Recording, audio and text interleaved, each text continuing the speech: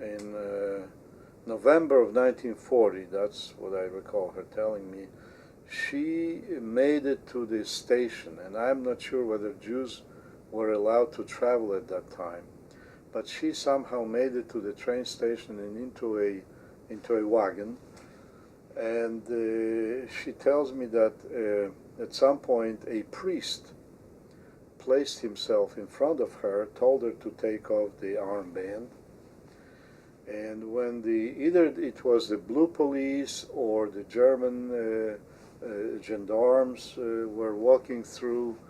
checking for documents, that priest basically said, the woman with a kid behind is from my parish. That's what I know, that's what she told me. Now, in hindsight, I think about that man, and you know, it is quite possible that that priest saved my life, because who knows if he wasn't there and he wouldn't say what he said. Chances, there's a great probability that I wouldn't be talking now. But I think of him as a, you know, that he saved us, my mother and I.